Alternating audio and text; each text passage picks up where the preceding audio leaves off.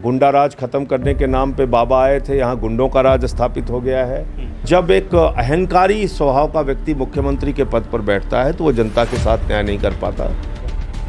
न्याय देने वाले जब दरिंदों का साथ देंगे तो न्याय कैसे मिलेगा? मैं यही तो बात कह रहा हूँ। ये सरकार दरिंदों के पक्ष में खड़ी है।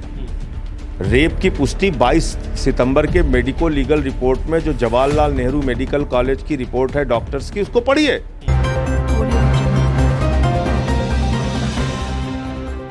नमस्कार, हमारे साथ इस वक्त मौजूद हैं राज्यसभा सांसद आम आदमी पार्टी के संजय सिंह जी मौजूद हैं। और जब से आपको यूपी का प्रभारी नियुक्त किया गया है, आपने यूपी का प्रभार लिया है, तब से आपने एक से बढ़कर एक सनसनीखेज खुलासे किए हैं। कोरोना काल में आपदा में जो अवसर की बात की जा रही तो उसमें भी बहुत सारी तथ्यात्मक चीज़ों को आपने जनता के सामने रखा।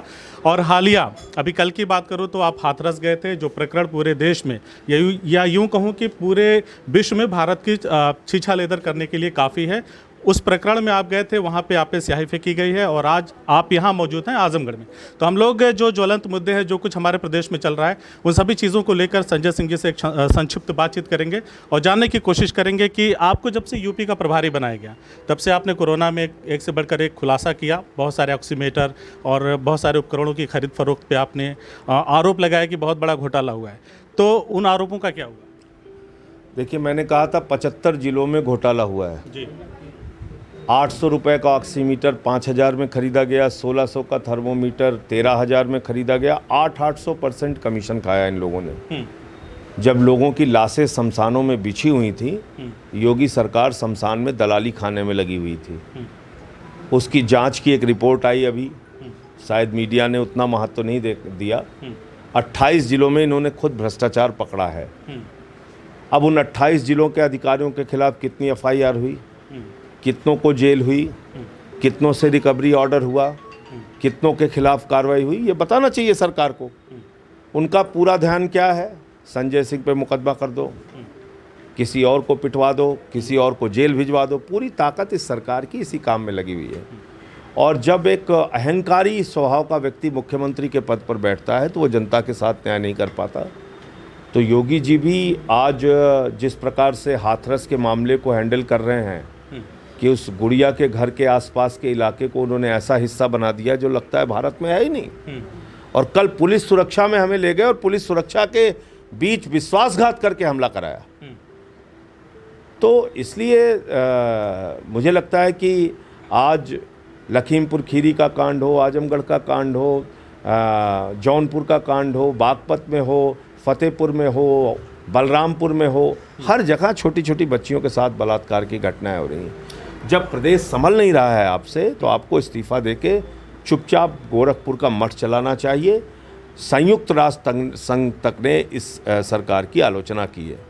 ऐसा क्या है, सरकार आपके खिलाफ लगातार मुकदमे दर्ज कर रही है? आप कह रहे हैं कि योगी जी क्या चिढ़न है उनको इस तरह से आप पे मुकदमे? चिढ़न का सबसे बड़ा कारण ये है कि मैं राजभर के लिए बोलता हूँ, मैं निषाद के लिए बोलता हूँ, मैं यादव के लिए बोलता हूँ, मैं पाल के लिए बोलता हूँ, मैं ब्राह्मण के लिए बोलता हूँ, मैं अल्पसंख्यकों के लिए बोलता हूँ। यही चिढ़ का कारण है। जैसे अक्सर सरकार के ऊपर आरोप लगते रहे हैं कि सरकार ठाकुरवाद कर रही है। आप भी ठाकुर समाज से आते हैं, आप भी ये एक बहुत ही गलत टिप्पणी लोग करते हैं। मैं इसके बिल्कुल खिलाफ हूँ।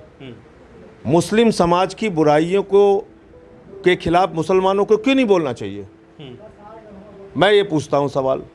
मुझसे लोग कहते हैं आप भी ठाकुर समाज से आते हैं। अरे भाई, अगर कहीं कुछ बुराई दिखेगी तो उसके खिलाफ मुझे बोलना चाहिए। यादव समाज की बुराई के खिलाफ यादव को बोलना चाहिए, ब्राह्मण समाज की बुराई के खिलाफ ब्राह्मण को बोलना चाहिए, ठाकुर समाज के बुराई के खिलाफ ठाकुरों को बोलना चाहिए। और यही सही मायने में सेकुलरिज्म है, यही असली हिंदुस्तान है। आप पे एक के बाद एक मुकदमे दर्ज होते हैं और आप एकदम फॉरवर्ड होकर कहते हैं कि मुझे गिरफ्तार करो। क्या लगता है सरकार बैकफुट पे जा रही है? उसकी कोई चिंता नहीं है। जब तक लोगों का प्यार, लोगों का सहयोग साथ में है, मैं उनके लिए लड़ता रहूँगा। तो ये सोच रहे हैं कि हम मुकदमों की बंदर घुड़की दिखा के और इनको दबा लेंगे, तो ये संभव होने वाला नहीं है। मौके पे जो यूपी का परिदृश्य है उस पर क्या सोचते हैं? क्या माहौल है प्रदेश का? यहाँ माहौल, अगर आप बात करेंगे, अपराधीकरण बहुत तेज़ी के साथ बढ़ रहा है। गुंडा राज खत्म करने के नाम पे बाबा आए थे, यहाँ गुंडों का राज स्थापित हो गया है।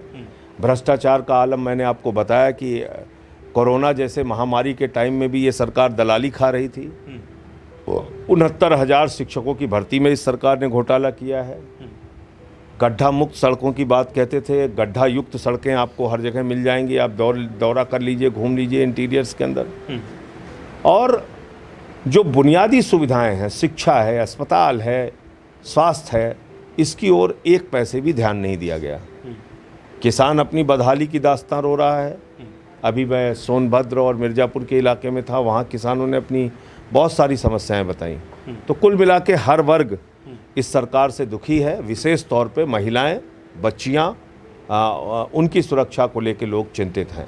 सरकार कह रही थी बेटी पढ़ाओ बेटी बचाओ। बेटियों की जो दशा है प्रदेश में, लगातार क्राइम का ग्राफ लड़कियों के हिसाब से देखा जाए तो लगातार बढ़ते चला जा रहा है। और दूसरी तरफ हाथरस का प्रकरण होता है और उसमें कहा जाता है कि लड़की के साथ बलात्कार नहीं हुआ, जबकि ऑन रिकॉर्ड सारी चीज़ें हैं। तो क्या लगता है ये जो राजनीति चल रही है वो किस दिशा में जाएगी? देखिए, पहली बात, कैसे मिलेगा न्याय देने वाले जब दरिंदों का साथ देंगे तो न्याय कैसे मिलेगा? मैं यही तो बात कह रहा हूँ। ये सरकार दरिंदों के पक्ष में खड़ी है। रेप की पुष्टि 22 सितंबर के मेडिको लीगल रिपोर्ट में, जो जवाहरलाल नेहरू मेडिकल कॉलेज की रिपोर्ट है डॉक्टर्स की, उसको पढ़िए। उसमें रेप की पुष्टि हुई है।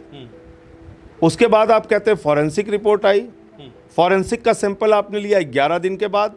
72 घंटे से ज़्यादा वो सैंपल काम का नहीं होता।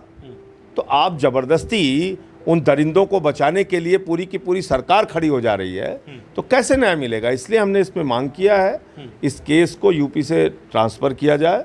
गैर भाजपा शासित किसी राज्य में नंबर 1, उस परिवार को वाई श्रेणी की सुरक्षा दी जाए नंबर 2, और पूरा का पूरा सीबीआई की जांच का मामला ये सुप्रीम कोर्ट के जज की निगरानी में हो। जाति विशेष के लोगों के द्वारा जो पंचायतें की जा रही है गांव के आसपास, कहा जा रहा है कि पीड़ित परिवार को डराने धमकाने और पूरी तरह से इस केस को दबाने की कोशिश में की जा रही है। आपको क्या लगता है? देखिए, मुझे ये लगता है कि जो लोग क्षत्रिय एकता के नाम पे बलात्कारियों का साथ दे रहे हैं, उनको ये मैं कहना चाहता हूँ कि क्षत्रियों का धर्म है बेटियों की रक्षा के लिए अपनी गर्दन कटाना।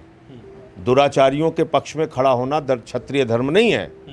तो इसलिए वो लोग जो काम कर रहे हैं वो उस परंपरा को कलंकित कर रहे हैं जो ये कहती है कि बेटियों की सुरक्षा के लिए अपनी जान दे दो। आप पीड़ित परिवार से मिलके आए हैं, आपने क्या बातचीत किया वहाँ पे? किस तरह का आपने उनको भरोसा दिलाया है कि आगे भविष्य में आप उनकी हम लोग पूरी तरह से उनकी मदद कर रहे हैं और न्यायिक लड़ाई से लेकर हर स्तर पर हम उनकी मदद करेंगे। तो ये हैं आम आदमी पार्टी के राज्यसभा सांसद संजय सिंह जी, जिनसे हमने बातचीत किया। इन्होंने बेबाकी से हमारे हर एक सवाल का जवाब दिया।